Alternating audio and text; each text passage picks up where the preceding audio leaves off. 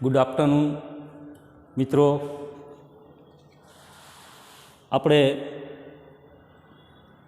ધોરણ 11 એસપીમાં આપણે પહેલું પ્રકરણ અને બીજા વિભાગનું પણ પહેલું પ્રકરણ સેક્રેટરીનો અર્થ અને એના પ્રકારો વિશે આપણે ચર્ચા કરી. ત્યારબાદ આજે આપણે પહેલા વિભાગમાં નવા પ્રકરણની શરૂઆત કરવા જઈ રહ્યા છીએ. ત્યારે 11મા ધોરણમાં એસપીના પિરિયડમાં તમારું સ્વાગત છે.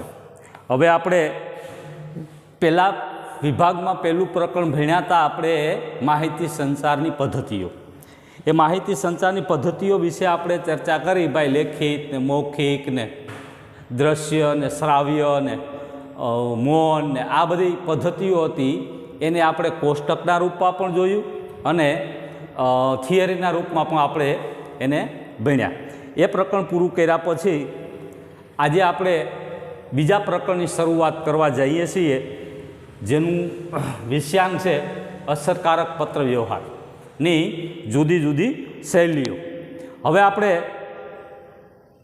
માહિતી સંચાર ઓળખી ગયા કે ભાઈ એકથી પણ વધારે માણસો હોય તો જ માહિતીની સંચારની પ્રક્રિયા થાય, નહીતર ન થાય.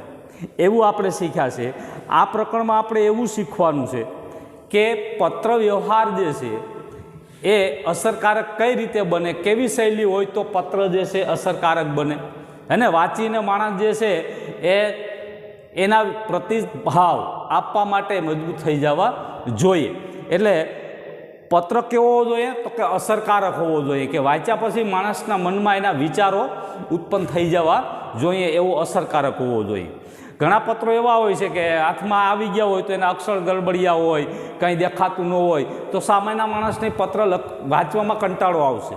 તો એનો મતલબ એ છે કે તમારા પત્રની જે છે એના ઉપર કોઈ અસર થઈ નથી. અથવા તો કોઈ પત્ર એવો પણ આવે કે એનું પેકિંગ, એનું કવર જોઈને જ એમ થાય કે ભાઈ આ પત્રમાં કંઈક હશે, આપણે ખોલીને વાંચવું જોઈએ. એટલે એ વાંચવા માંડશે તો સુંદર એમાં સરસ મજાની લાઇનિંગ, સરસ મજાનું રાઇટિંગ, સરસ મજાના શબ્દોનો એમાં ઉપયોગ કર્યો હોય તો એ માણસ આખો પત્ર વાંચશે અને તમારો એક એક શબ્દ એ સમજશે અને સમજીને તમને એનો પ્રતિભાવ આપવા માટે એ તત્પર થઈ જશે. એટલે પત્ર લખ્યા પછી એ પત્રની મનુષ્યના અથવા તો સામેના વ્યક્તિ ઉપર એની અસર કેવી થઈ, એની એ પત્ર લખવા માટેની જુદી જુદી શૈલીઓ હોય છે. એ પત્રની જુદી જુદી શૈલીઓની આપણે અહીંયા વાત કરવાની છે કે પત્ર ખરેખર કેવો હોવો જોઈએ. પણ એ પહેલાં આપણે એનો ઇન્ટ્રોડક્શન જોઈ લઈએ, એટલે કે એની પ્રસ્તાવના જોઈ લઈએ. એ પ્રસ્તાવના જોયા પછી આગળ આપણે પત્રનો ઇતિહાસ જોઈએ. પહેલાં આપણે જોઈ લઈએ પ્રસ્તાવના, કે અસરકારક એટલે શું? અસરકારક પત્ર વ્યવહાર અને એની વળી પાછી જુદી જુદી શૈલીઓ, કઈ શૈલીમાં પત્ર આપણે લખી શકીએ.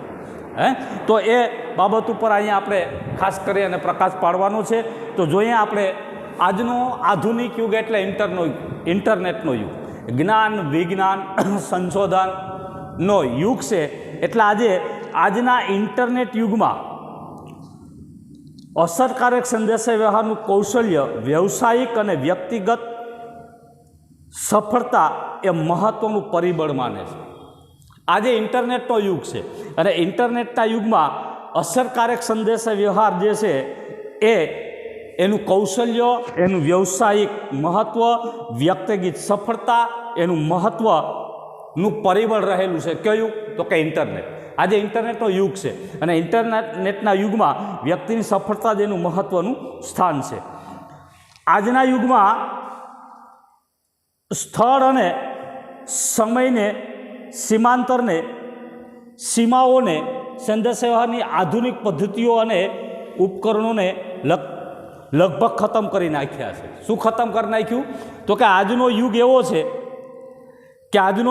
છે કે આજના યુગમાં સ્થળ, સમય, સીમાઓ, સંદેશાવ્યવહારની આધુનિક પદ્ધતિઓ અને ઉપકરણોને લગભગ ખતમ કરી નાખ્યા. આ કોઈ હવે લગભગ રહ્યું નથી, કારણ કે ઇન્ટરનેટનો યુગ છે અને ઇન્ટરનેટના યુગમાં લગભગ આવું કોઈ નથી. સ્થળને મહત્ત્વ નથી આજના યુગમાં. અને આજે તમે જાઓ ઇન્ટરનેટ, તમે ચાહે દુનિયાના કોઈ પણ ખૂણે જાઓ ત્યાં નેટ મળતું હોય છે. અને પાછું સમયની પણ પાબંદી નથી, સીમાઓ સમયની પણ નથી. ત્યારે તો સમયની સીમાઓ હતી કે રાત્રે દરમિયાન પત્ર કે આવતો નહોતો. સીમાઓનો સંદેશ સેવાની આધુનિક પદ્ધતિઓ એવી બધી આવી ગઈ અને ઉપકરણો પણ જે છે એ ખતમ કરી નાખ્યા છે. સમાજનો દરેક વર્ગ એકબીજા સાથે સતત સંપર્કમાં રહેવા સંદેશા વ્યવહારની જુદી જુદી પદ્ધતિઓ શોધતો ગયો. વ્યક્તિ શું કર્યું? માણસથી માણસને નજીકમાં રહેવા માટે, સંપર્કમાં રહેવા માટે સંદેશા વ્યવહારની નવી નવી પદ્ધતિઓની શોધની જરૂર પડી અને જુદી જુદી પદ્ધતિઓ જે છે એ ગોતતા થયા અને અપનાવતા થયા. આજે પ્રવર્તમાન સમયની સંદેશા વ્યવહારની આધુનિક જે પદ્ધતિઓ છે, આજનો સમય પ્રવર્તમાન પદ્ધતિ એટલે કે અત્યારે જે વર્તમાનની જે પદ્ધતિ છે એ વર્તમાન સમયની સંદેશા વ્યવહારની જે આધુનિક પદ્ધતિઓ છે એ ખૂબ ઝડપી, અસરકારક, સરળ અને સસ્તી છે. કેવી છે આજની જે પદ્ધતિ છે? કેવી છે તો કે એ ઝડપી છે, અસર તરત કરેલા, અસરકારક કઈ છે, સરળ છે અને સસ્તી પણ છે. આજે તમે વોટ્સએપના માધ્યમ દ્વારા તમે 1 થી 10 જણાને એકસાથે તમે મેસેજ મોકલી શકો છો. અને એ મેસેજની અસર પણ સામાન્ય માણસને થાય, સસ્તી પણ છે અને તેથી જ લોકભાગ્ય બની છે. અને એટલે શું થયું? લોકભાગ્ય આ પદ્ધતિ બની છે, લોકોથી લોકોને નજીક કરી દીધા છે. હવે પહેલાં જેવું નથી. પહેલાં તો શું હતું કે માણસ ઘરેથી નીકળ્યો પછી પાછું ક્યારે આવે એની કોઈ ખબર પડતી નહોતી. એનું પત્ર આવે અને પત્ર લોકો વાંચે ત્યારે એ બધું જોવા મળતું. આજે તો ઇન્ટરનેટના માધ્યમ દ્વારા વિડીયો કોલના આપણે કરીને એને જોઈ શકીએ છીએ, ફોન કરીને જોઈ શકીએ, ઇન્ટરનેટના માધ્યમ દ્વારા એને લઈ શકીએ. આપણા દેશમાં લોકોની કેળવણી, સ્વભાવ, સંજોગોને લક્ષ્યમાં રાખીને સંદેશા વ્યવહારની પદ્ધતિઓનું મૂલ્યાંકન કરીએ તો ધંધાકીય અને ઓફિશિયલ બાબતો માટે આજે પણ પત્ર વ્યવહાર ઉપર આજનો માનવી વધુ આધાર રાખે છે. હા, પત્ર વ્યવહારનું સ્વરૂપ બદલાયું છે પરંતુ મહત્ત્વ ઘટ્યું નથી. પત્ર વ્યવહારનું શું થયું? સ્વરૂપ બદલાણું પણ મહત્ત્વ બદલાણું નથી. ભલે આધુનિક યુગ આવી ગયો, નેટ ઇન્ટરનેટનો યુગ આવી ગયો, પરંતુ પત્ર વ્યવહારનું સ્વરૂપ બદલાણું પણ એનું મહત્ત્વ ઘટ્યું નથી. હજી આજની તારીખે પત્રો એટલા જ લખાય છે અને એટલા જ હજી આજની તારીખે આવે છે. તો આ એના ઇન્ટ્રોડક્શનની વાત થઈ, પ્રસ્તાવનાની વાત થઈ. પ્રસ્તાવનામાં આપણે જોયું કે ભાઈ આધુનિક યુગનો માનવી જે છે એ નેટ અસરકારક કઈ રીતે સાબિત થાય છે તો એની ચર્ચા આપણે કરી કે ભાઈ સમય, સ્થળ કોઈનું બંધન નથી. ત્યાર પછી એકબીજાના સંપર્કમાં આવતા થઈ ગયા. એ સરળ છે, સસ્તું છે અને લોકભાગ્ય પણ બન્યું છે. સંજોગો સંદેશાની પદ્ધતિનું મૂલ્યાંકન લોકોએ કર્યું. એ મૂલ્યાંકનમાં એવી વાત કરી કે ધંધાકીય, ઓફિશિયલી બાબતોમાં આજે પણ પત્રનું સ્વરૂપ ભલે બદલાણું પણ એનું મહત્ત્વ તો એટલું જ છે એવું આપણે કહી શકીએ. તો આ હતું એમની પ્રસ્તાવના અથવા તો એનો ઇન્ટ્રોડક્શન. હવે આપણે વાત કરીએ પત્ર વ્યવહારનો ઇતિહાસ. બીજો પોઈન્ટ, પત્ર વ્યવહારનો ઇતિહાસ. પત્ર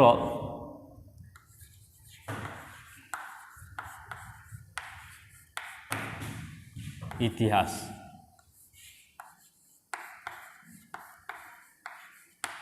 હવે આપણી મનની અંદર પ્રશ્ન થાય કે ભાઈ પત્રનો પણ કંઈ ઇતિહાસ હોતો હોય છે.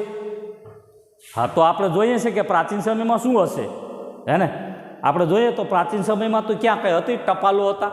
અરે લખવાનું કાગળે નહોતો, પેને નહોતી, તો પત્ર કેમ લખાતા હોય? કંઈ હતું નહીં. આપણે જોઈએ છે પ્રાચીન સમયમાં ઋષિમુનિઓ જે તપ કરતા હોય એ કેન્યાથી તો કોલા ઘડિયાળથી લખતા હતા. શેમાં લખતા હતા? કાગળે નહોતો, હે ને? તો વનસ્પતિના પાનમાં લખતા હતા સંદેશો. એ વનસ્પતિના પાન પછી શું આવ્યું? કાપડ આવ્યું. કાપડના કટકામાં એ સંદેશો લખવામાં આવતો હતો અને પેલો દૂતને એ આપે એટલે એક રાજાથી બીજા રાજાને આપી આવે, અથવા તો વ્યક્તિ એક ગામમાં જે છે થી બીજા ગામ મેસેજ સમાચાર આપતો જાય અને પોતાના આગળ ને આગળ ચાલતા જાય છે. એ પહેલાં સંદેશો આપવા માટે પક્ષીઓનો પણ ઉપયોગ કરવામાં આવતો. કબૂતર ને પોપટ ને બાજ ને આવા પક્ષીઓને રાખવામાં આવતા હતા. એ પક્ષીઓ જે છે સંદેશો પહોંચાડી આવતા હતા. આપણે ઘણી વખત પ્રાચીન સમયમાં એ સિરિયલોના માધ્યમો દ્વારા, ટીવીના માધ્યમો દ્વારા અથવા તો નેટ ઇન્ટરનેટના માધ્યમો દ્વારા એ આપણે ઘણી વખતે જાણવા મળે અથવા તો એના ચિત્રો પણ આપણે જોવા મળતા હોય છે. ઘણા સિનેમા જગતમાં, ફિલ્મોમાં પણ એના ઉદાહરણો જોવા મળે. ફિલ્મોમાં પણ ઘણા લોકો જે પક્ષી પ્રેમી બતાવે, જેની પાસે કોઈ બાજ હોય કે પોપટ હોય કે કબૂતર હોય, તો એ જે છે સંદેશો પહોંચાડવાનું કામ કરતું હોય છે. તો પ્રાચીન સમયમાં આપણે જે આજની જે પદ્ધતિ છે એવું કોઈ વસ્તુ દૃશ્યમાન હતું નહીં, અથવા તો ભણવાનું પણ હતું નહીં, તો માણસને લખતા કેમ આવડતું હશે? એટલે એ બોલી અને એકબીજાને એ સંદેશો પહોંચાડવા માટે પક્ષીઓનો ઉપયોગ કરતા હતા. તો એનો ઇતિહાસ બહુ જૂનો છે. પત્ર વ્યવહારનો ઇતિહાસ જોઈએ તો બહુ જૂનો છે. આપણે તો એમ કે અત્યારે જોઈએ કે આપણે એમ કે પહેલાં આવું જ હશે. ના, પહેલાં આવું હતું નથી, કારણ કે પાષાણ યુગ હતો, પથ્થરનો યુગ હતો. એટલે તો આપણે પહેલાં ચંદ્રગુપ્ત અને બિંદુસાર ને અશોકને આપણે જોઈએ છીએ. અશોકના શિલાલેખો જોઈએ આપણે. શિલાલેખો મતલબ કે પથ્થરમાં લખેલા અક્ષરો, એને શિલાલેખો કહેવામાં આવે છે. તો રાજા અશોક જે હતા એણે બૌદ્ધ ધર્મનો પ્રચાર કરવા માટે જે સંદેશો લખ્યો છે એ મોટે ભાગે પથ્થરમાં લખ્યો છે, એટલે એને અશોક શિલાલેખ તરીકે આપણે ઓળખીએ છીએ. કારણ કે પાષાણ યુગ હતો, પથ્થર સિવાય કંઈ હતું નહીં, એટલે પથ્થરમાં બધી વસ્તુઓ જે છે લખવામાં આવતી હતી. એ પણ એનો ઇતિહાસ છે. મેં વાત કરી એ રીતે પક્ષીઓને પણ ઉપયોગમાં લેવા આવતો, માણાને પણ ઉપયોગમાં લેવા. હવે જે રાજા તરફથી જતા એ કહેવાતા દૂત, અને આમ જનતાના માણસ હતા. એ પણ એક ગામથી બીજે ગામ સમાચાર આપતા જાય અને આગળ ને આગળ ગામ જે છે નીકળતા જાય, પોતાને ઘરે પાછા આવતા ઘણો બધો ખાસો સમય થઈ જતો હોય છે. એટલે એ પણ સંદેશો આપવાનું કામ કરતા. તો જોઈએ આપણે પત્ર વ્યવહારનો ઇતિહાસ કેવો છે એ જરાક આપણે આપણા ટેક્સ્ટબુકના માધ્યમ દ્વારા, એસપીના માધ્યમ દ્વારા જોઈએ કે ભાઈ પત્ર વ્યવહાર ખરેખર કેવો એનો ઇતિહાસ છે, પરંપરા જૂનવાણી વસ્તુ કેવી હતી, આજે આધુનિક યુગમાં શું પત્ર વ્યવહારની હાલ છે એ આપણે જોઈએ. આપણે પત્ર વ્યવહારનો ઇતિહાસ ખૂબ જ પ્રાચીન છે, ખૂબ પ્રાચીન. આ ટપાલનું તો એ તો અંગ્રેજ આવ્યા પછી શરૂઆત થઈ. આપણે એમાં આપણે જોઈએ છે, તમે પહેલાં તમારે આગળ ભણવામાં આવતું હોય છે ક્યાંક, ધ પોસ્ટ ઓફિસ, ધૂમકેતુની વાર્તા, એ આખી પત્ર ઉપર જ છે. જો કેવી શરીરના રૂંગટા ખડા કરી દે એવી કરુણ વાર્તા મૂકી છે ધૂમકેતુએ, હે ને. એક બાપ દીકરીની કહાની એમાં મૂકવામાં આવી છે કે બાપ છે દીકરીના કાગળની રાહ જોઈ છે. એ પછી એવી જ ફિલિંગ પહેલાં એના પોસ્ટ ઓફિસના જે સુપ્રિન્ટેન્ડન્ટ છે એની દીકરી બીમાર પડે, એ પણ એના પત્રની રાહ જોઈ છે.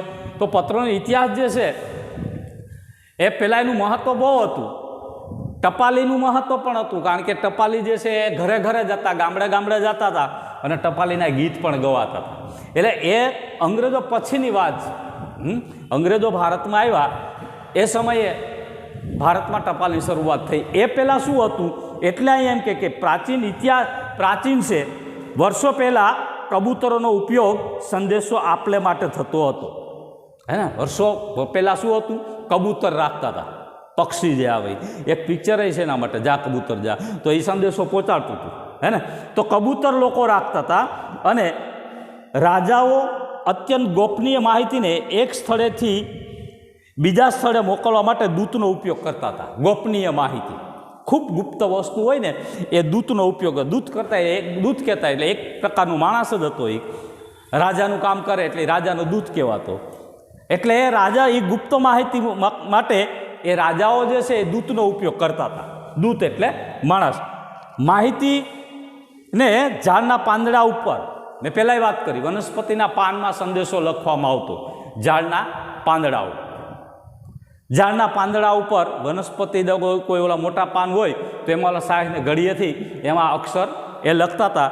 અને કાપડના અને ત્યાં કાપડના કટકા, કાપડ ઉપર સંદેશો લખતા. આપણે જોઈએ છે જૂની રાજા મહારાજાની તમે સિરિયલો જોતા હોય, દંતકથાઓ, જ્યારે કોઈ સિરિયલ તમારે હાલતી હોય, તમે રામાયણ જો, મહાભારત જો, તો એમાં ઓલું આમ ખોલી અને એનો મંત્રી જે છે રાજાને સંભળાવતા હોય છે.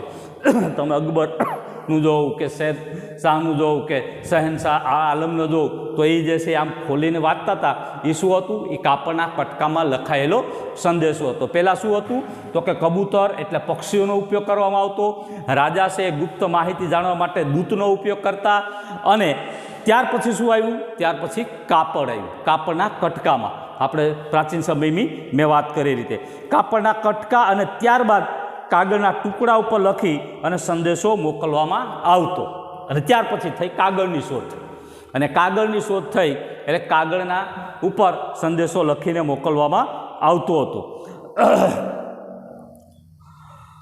ભારતના બ્રિટિશ રાજ વખતે મેં કીધું ને, બ્રિટિશ રાજ અંગ્રેજો વખતે સંદેશા વ્યવહાર અને પત્ર વ્યવહારને ખૂબ જ આયોજનબદ્ધ અને સુગઠિત સ્વરૂપ આપવામાં આવ્યું.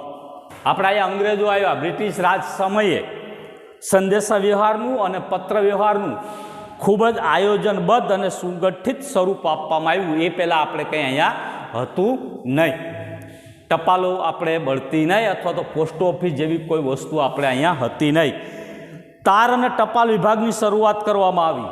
તાર અને ટપાલ વિભાગ, જો કે અત્યારના જમાનામાં તો એટલું બધું મહત્ત્વ નથી. આધુનિક યુગમાં તો મેલ ને ઈમેલ આવી ગયા એટલે મોટે ભાગે આનું સ્વરૂપ બહુ થયું. બાકી તારની શરૂઆત થઈ હતી. 2 જ અક્ષરનું છે. જો તાર બહુ ઝડપી એ સમયે વાપરવામાં આવતું. એ સમયે પોસ્ટ ઓફિસમાં કંઈક અલગ જ દુનિયાની રચના થઈ હતી એમ આપણે કહી શકીએ. એટલે તાર અને ટપાલ વિભાગની શરૂઆત કરવામાં આવી. તાર અને ટપાલ વિભાગ. ટપાલ વિભાગની શરૂઆત અંગ્રેજોના સમયમાં થઈ. અને અંગ્રેજોએ સંદેશા તાર અને ટપાલની શરૂઆત કરી. એટલે શરૂઆત કરવામાં આવી. પત્રનો વ્યાપ અને ઉપયોગ વધતો ગયો. પછી તો શું થયું? એનો વ્યાપ અને ઉપયોગ વધતો ગયો. કારણ કે મફત હતું. લખીને પહેલાંમાં દઈ દેવાનું પોસ્ટ ઓફિસે, એટલે કાગળ ત્યાં 3 દીમાં પહોંચી જતું કે 2 દિવસમાં ત્યાં પહોંચાડવામાં આવતું. ત્યારબાદ ભારત સરકારે સંદેશા વ્યવહારના તાર અને ટેલિફોન સેવા એ સમયના આધુનિક ઉપકરણોની પ્રજાને ભેટ આપી. તાર અને એક પાછું આવ્યું ટેલિફોન. ટેલિફોન આધુનિક ઉપકરણોની ભેટ સરકારે લોકોને આપી, ભેટ આપી. અને પત્રવ્યવહારનું બહુ જ મહત્ત્વ, પત્રવ્યવહારને બહુ મહત્ત્વ આપવામાં આવ્યું. કારણ કે લોકોને મેસેજ એકથી બીજાને મોકલવા માટે બીજું કોઈ માધ્યમ જ નહોતું. એટલે સ્વાભાવિક છે કે ટપાલ અને પોસ્ટ ઓફિસ જે છે એ એક જ મહત્ત્વના હતા. એ એક જ મહત્ત્વના હતા. એટલે એમાં ખાસ કરીને પોસ્ટકાર્ડ હજી મળે છે. ટપાલ તમે જાઓ, પોસ્ટ ઓફિસ જાઓ એટલે તમને પોસ્ટકાર્ડ આપે. એના નકડું એવું આવે. જો આવું એવડું જે છે એ આવતું હતું. આ રીતે આવે. 10-15 પૈસાનું તો પહેલાં 10 પૈસાનું ને 25 ને 50 પૈસાનું મળતું. અત્યારે કદાચ 1 રૂપિયાનું મળતું. એવડું આવે. એને પોસ્ટકાર્ડ તરીકે આપણે ઓળખી શકીએ. એમાં 2 ભાગ આવતા હતા. એક ભાગ આ રીતે આવતો હતો, હે ને, અને આમ ઊભું જે છે એ લખવાનું આવતું હતું. તો આ રીતે એ પોસ્ટકાર્ડ જે છે એ આ રીતે આવે છે. હજી પણ પોસ્ટ ઓફિસમાં એ મળે છે, જેની કિંમત 1 રૂપિયો છે. ત્યાર પછી અંતરદેશીય પત્ર. અંતરદેશીય પત્ર એ કવર આવતું હતું બીડવાવાળું. આમ ફિટ થઈ જાય, લખી નાખો એટલે એ પાછું ફિટ થઈ જાય. ઉપર ખાલી સરનામું દેખાય એટલે અંતરદેશી પત્ર પણ કહેવામાં આવતું. એ પેકિંગ થઈ જતું હતું. આ જે છે લખાણ ખુલ્લું રહે, ઓલામાં લખાણ કરો એટલે એ પેક થઈ જતું હતું. પરબીડીઓ વગેરે જેવા પત્રવ્યવહાર ખૂબ જ સરળ અને કિફાયતી માધ્યમો લોકોમાં બહુ જ લોકપ્રિય થયા, હે ને, બહુ લોકપ્રિય થયા. અને ટપાલી જે છે એ સમયે ઘરે ઘરે જે કામ કરતો એટલે એનું ભગવાન જેવું મહત્ત્વ હતું. જેટલા માણસમાં મહેમાન ના આવે એટલું મહત્ત્વ, એથી ટપાલી આવે એવું મહત્ત્વ હતું. કારણ કે આ પોસ્ટકાર્ડ ને અંતરદેશી અને આ બધા જે કાગળ આવતા એ ટપાલી લઈને આવતો હતો. અને ટપાલી આવે એટલે લોકો હરખાઈ જતા. હે, સુખ દુઃખ કા સાથી આયા, ડાકૈયા ડાક લેકે આયા, આવું ગીત ગવાતું. હે, સુખ દુઃખના સાથી આયા, ડાકૈયા ડાક લેકે આવ્યો. કારણ કે કોઈના પતિ, કોઈના પિતા, કોઈના ભાઈ આ બધા બહાર હોય અને ત્યાંથી ટપાલી લખતા હોય, પત્ર લખતા હોય અને એને ઘેરે એવા સમાચાર મળતા હોય તો એ આનંદમાં ઉઠી. તો અત્યારે કેમ ફોન આવે અને આપણે આનંદ થાય, વોટ્સએપ મેસેજ આવે ને આપણે આનંદ થાય, ફેસબુકમાં કંઈક કોમેન્ટ મૂકે તો આપણે આનંદ થાય. એ સમયે આવા કાગળ આવતા ને ત્યારે લોકોને ઘરમાં આમ આનંદ થઈ જતો કે સારું ભાઈ, ભાઈનો કાગળ આવી ગયો, પિતાનો કાગળ આવી ગયો, બહેનનો કાગળ આવી ગયો, હે ને. એ કાગળમાં એની સુખ દુઃખની વાતો લખેલી હોય, મજામાં છે એવું લખેલું હોય. તો એ વધુ ઝડપી આપણા પોસ્ટ વિભાગ દ્વારા સ્પીડ પોસ્ટ અત્યારે હજી ચાલુ છે. હા, બરાબર યાદ રાખજો. પોસ્ટ અત્યારે આ પદ્ધતિ, સ્પીડ પોસ્ટની પદ્ધતિ હજી આજની તારીખે પણ ચાલુ છે. તમારું એક દિવસમાં તમારું કવર ત્યાં પહોંચાડી દે એવી સ્પીડ પોસ્ટની પણ હજી આજની તારીખે પણ એટલી જ વ્યવસ્થા છે. જેવી આધુનિક સેવાનો પ્રારંભ કરવામાં આવ્યો અંગ્રેજોના સમયે, હે ને, ભારત સરકારે અને અંગ્રેજોના સમયે આજની તારીખે પણ હજી ભારત સરકાર પાસેનો ડિપાર્ટમેન્ટ છે. ધંધાકીય, શૈક્ષણિક અને સામાજિક પત્રોને કારણે પત્રોની સંખ્યા વધતી ગઈ. કેવી આવી? ધંધાકીય પત્રો આવ્યા, સામાજિક પત્રો આવ્યા અને શૈક્ષણિક પત્રો આવ્યા. એટલે એનું મહત્ત્વ જે છે એ દિવસે ને દિવસે વધતું જાય છે. પત્રોની સંખ્યા વધતી ગઈ, જેને લીધે આંગડિયા અને કુરિયરના રૂપમાં પણ પત્રવ્યવહારની આપલેની ખાનગી પદ્ધતિની શરૂઆત થઈ. કોણ?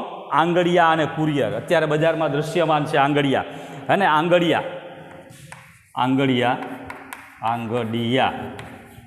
અને બીજું શું આવ્યું? કુરિયર. આજે છે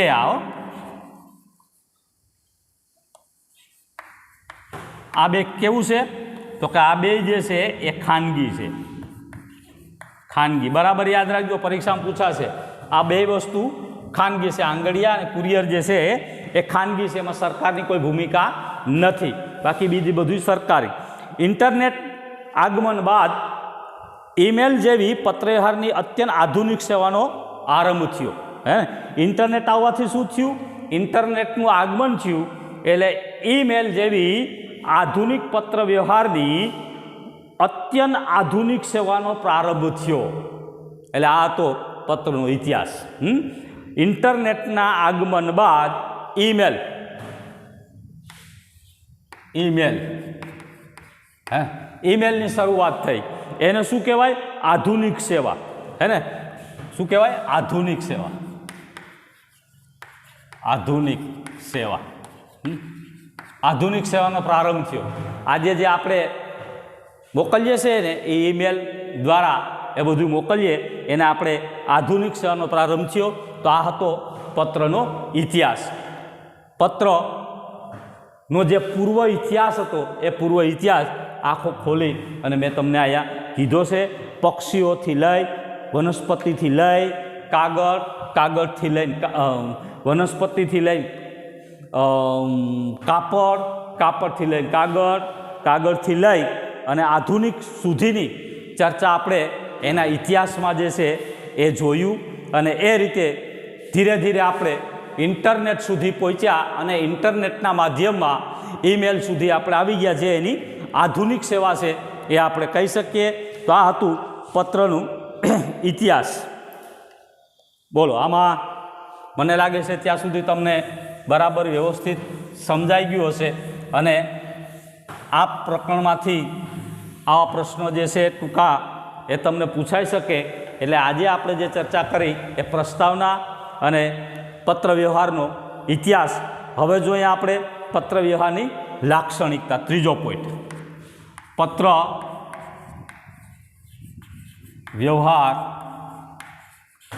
પત્ર વ્યવહારની લાક્ષણિકતા. એના કેટલાક લક્ષણો છે અને એના કેટલાક લક્ષણો છે. એ લક્ષણોની ચર્ચા આપણે અહીંયા કરવાની છે. જેમ એની પ્રસ્તાવનામાં જોયું, એના ઇતિહાસમાં જોયું, અંગ્રેજો પછી શરૂઆત થઈ, ભારત સરકારે આવી અને નવી પદ્ધતિઓ, તાર અને સ્પીડ પોસ્ટ ને એવી બધી શરૂઆત કરી. ધંધાકીય, શૈક્ષણિક, સામાજિક પત્રો આવ્યા અને આધુનિક યુગ એટલે ઈમેલની પણ શરૂઆત થઈ. એ જોયા પછી એના કેટલાક લક્ષણો છે. એ લક્ષણોની વાત આપણે અહીંયા કરીએ તો એમ કહે છે કે પત્રવ્યવહારની આગળની લાક્ષણિકતાઓ પત્રવ્યવહારને માહિતી સંચાર ક્ષેત્રે ઊંચું સ્થાન અપાવ્યું છે. અને પત્રની લાક્ષણિકતાઓએ જ માહિતી સંચારને ઊંચું સ્થાન આપ્યું. એના લક્ષણો જ છે કે માહિતી સંચારને ટોચ ઉપર પહોંચાડી હોય અને તેનું મહત્ત્વ પણ સંદેશાવ્યવહારના આધુનિક યુગમાં પણ જળવાઈ રહ્યું છે. આજે સંદેશાવ્યવહારનો આધુનિક યુગ છે અને આધુનિક યુગમાં પણ પત્રનું મહત્ત્વ એટલું જ જળવાઈ રહ્યું છે. હજી આજની તારીખે પણ પત્ર એટલા જ મહત્ત્વના છે. પત્ર વ્યવહાર વેપાર ધંધા ક્ષેત્રમાં મહત્ત્વનું અંગ બની ગયો છે. પત્ર વ્યવહાર શેમાં છે? તો કે વેપાર ધંધામાં મહત્વનો અંગ બની ગયું છે. પત્ર વ્યવહાર વ્યાપાર ધંધામાં મહત્વનું અંગ આજની તારીખે પણ એ બનીને બેઠું છે. પત્ર વ્યવહારની લાક્ષણિકતાઓ નીચે મુજબ છે. તો પહેલું લક્ષણ એમ કે સંદેશ વ્યવહારની ખૂબ જ સરળ અને ફિકાયતી પદ્ધતિ છે. પહેલું લક્ષણ સંદેશા વ્યવહારની પહેલું લક્ષણ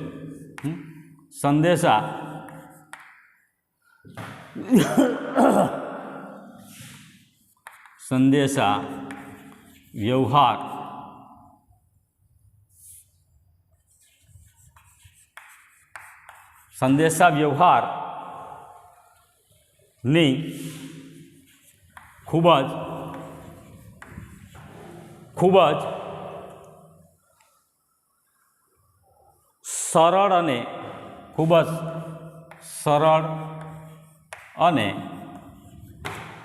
સરળ અને કિફાયતી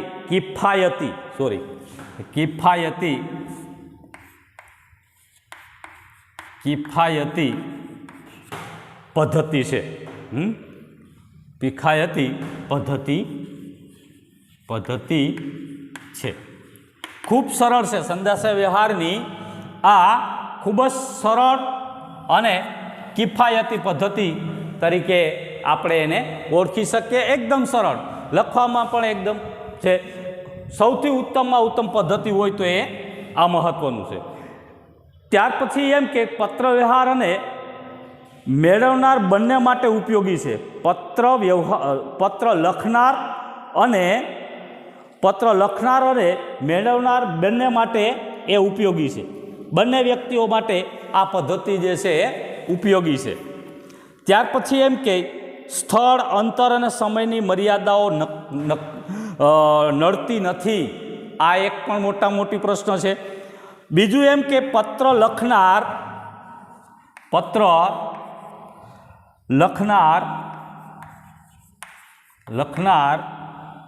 અને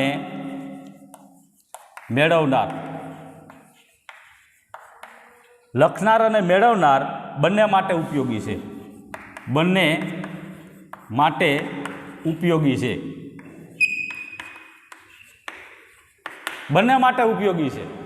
હે ને? લખે એના માટે ઉપયોગી છે અને મળે એને પણ એટલું જ ઉપયોગી છે. ત્રીજું કેમ કહે છે? સ્થળ અને અંતર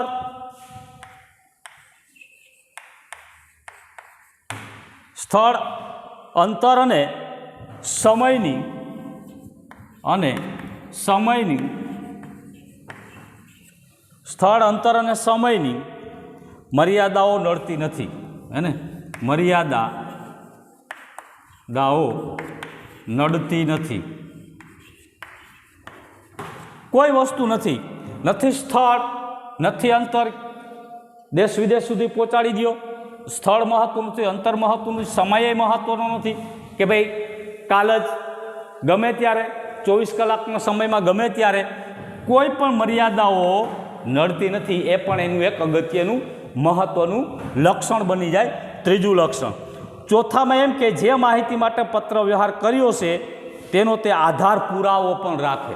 હે ને? તમે કવર ફાઇલ કરીને મૂકી દો. ફાઇલમાં આધાર પુરાવો છે કે તમે આ મહિનામાં આ તારીખે આ પત્રમાં મને આ બાબત સૂચન કર્યું હતું, મારી પાસે પુરાવો છે. એટલે એ આધાર પુરાવા તરીકે પણ પત્ર જે છે એ કામ આવે. આપણે આગળ જોયું મૌખિક માહિતી સંચારની પદ્ધતિમાં, એમાં કદાચ ભૂલાઈ પણ જાય, યાદ પણ ન રહે, ઘણા બધા પ્રોબ્લેમો થાય. જ્યારે બોલેલું આધાર પુરાવો નથી, લખેલું એ આધાર પુરાવો છે. એટલે ચોથી બાબતમાં એમ કહે છે કે જે માહિતી માટે પત્ર વ્યવહાર કર્યો છે તેને આધારરૂપ પુરાવો માનવામાં આવે છે. પાંચમું કે માહિતીને ગુપ્ત રાખી શકાય. પાંચમું લક્ષણ એ છે માહિતીને ગુપ્ત રાખી શકાય. છઠ્ઠી બાબત એમ કે ભવિષ્યમાં જરૂર પડે તો જે તે માહિતીનો પુનઃ ઉપયોગ કરી શકાય. એ પણ એનું લક્ષણ છે. હે ને? આમાંથી કઈ માહિતી લખી હોય અને ભવિષ્યમાં જરૂર પડી તો ફરીથી તમે એનો ઉપયોગ પાછો કરી શકો, એટલા માટે પણ જરૂરી છે. પત્રોને સરળતાથી મેળવી અને મોકલી પણ શકાય. કોઈ ખર્ચ નથી. સરળતાથી એને લઈ શકો, સરળતાથી લખીને એને મોકલી પણ શકો. 8મું, પત્ર લખનાર અને મેળવનારને જોડતી કડી છે બે જણા. પત્ર લખનાર અને પત્ર મોકલનાર આ બેને જોડતી કડી એ એનું મહત્ત્વનું લક્ષણ છે. પત્રનું લખાણ જે તે પેઢી કે સંસ્થાની સાપ ઊભી કરશે અને વ્યક્તિએ લખ્યો હોય તો એના વિચારો પણ એમાં ઊભા થશે. પત્ર જે તે પેઢી કે સંસ્થાનું મૌન સ્વરૂપે પ્રતિનિધિત્વ પણ એ કરશે. એટલે આ રીતે એના લક્ષણો જે છે 1 થી 9 લક્ષણો, મેં અહીંયા 3 લક્ષણો લખ્યા છે. એટલે 1 થી 9 લક્ષણો જે છે એ પત્ર વ્યવહાર માટે ખૂબ ઉપયોગી છે. અને એ રીતે પત્ર વ્યવહારમાં એમના લક્ષણો જે છે એ તમામ પ્રકારની સુવિધા સંપન્ન અને જ્ઞાન સાથે એ લક્ષણો આપણે એટલા જ ઉપયોગી થાય છે. એ સાથે અહીંયા આપણે એની પ્રસ્તાવના, એનો ઇતિહાસ અને એની લાક્ષણિકતા આ 3 પોઈન્ટ આપણે અહીંયા ભણ્યા છે.